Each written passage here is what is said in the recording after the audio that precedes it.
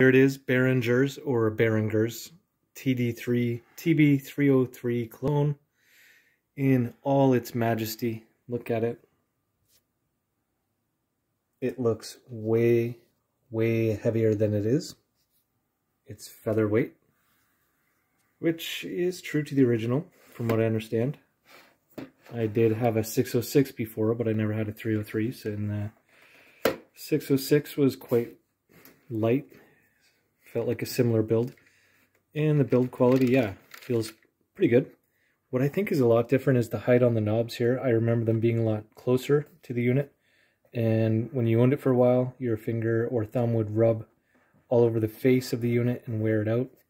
It's nice that these are higher. If that is the case, they do feel higher. Otherwise, it feels pretty much the same to me. I love the color scheme. I like black a lot. They've kept it original to, or true to the original, sorry.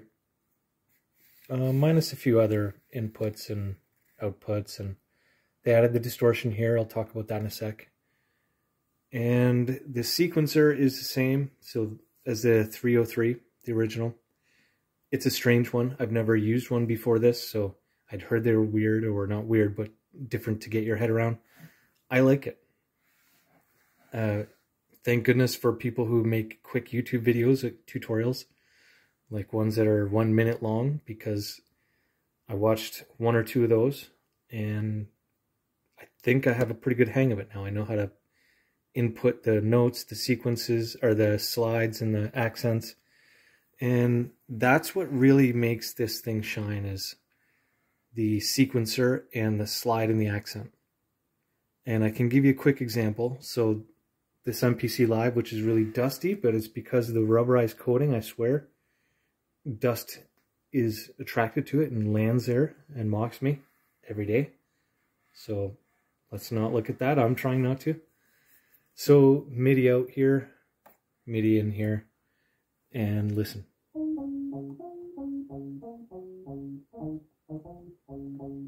Like a typical synth, right? But this, when you have the steps, the slides, and the accents, that's when it comes to life. So listen to this. And it's a low volume right now. I'm not doing this to demonstrate the sonic quality of this instrument. I'm just saying the different movement and interaction that you can get excuse me, from this mono synth compared to,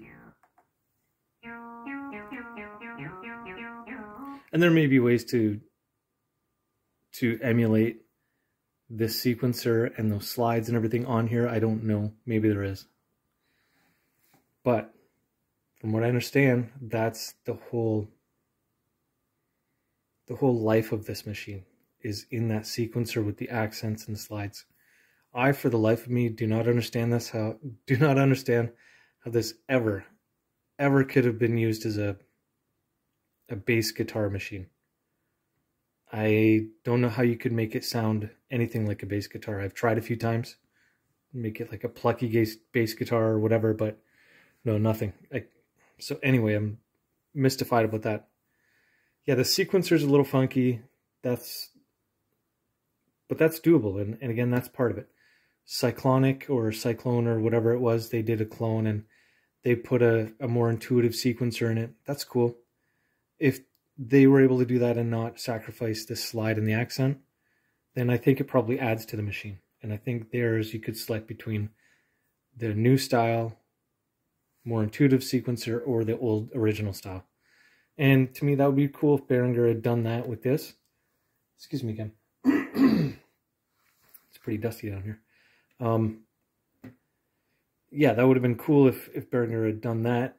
I haven't tried the MO yet, the modded out version of this. I will be getting one. I was thinking about getting a second one of these so that I can make them call, respond, sing, hang out together, you know what I mean? But I think what I want is an MO, so it's at least a little bit different, and it can still cover some of this territory and accompany this. So overall, I love it. I absolutely love it. MIDI in out through, or just in out? Let me see. I'll show you the back. It's a beautiful piece of gear. Yeah, just in and through. And USB. May use that in the future. I don't know. I don't now. So there you go. Look at that thing. 303. I own a 303. I'm a happy, happy person. Now, to make me feel completely satisfied, I'm going to need the RD9 to happen soon in Canada. I can buy it for twice the price on eBay and stuff like that, but I don't really want to. I want to buy it at a reasonable price at stores like Moog or Moog Audio, I guess. I don't know how you say it.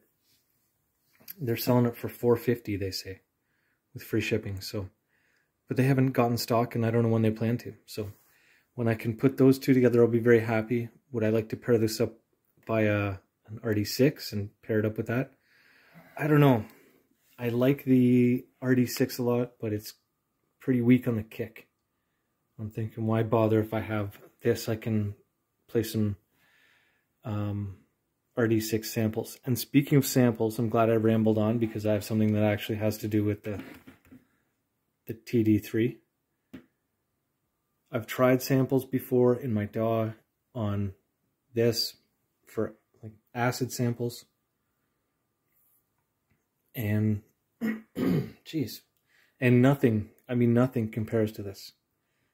And I don't know that it's because it's analog. I don't think that's what it is. An analog emulator could be just as good somehow.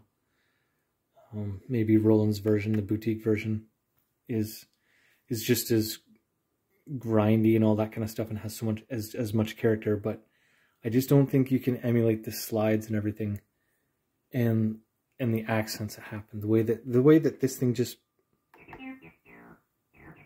all comes together, coalesces, works within itself. It's just pulsing out energy. And I'm very happy to own one. I'm very grateful. So thank you for watching. Thanks for nerding out with me on Behringer's version of the TB303.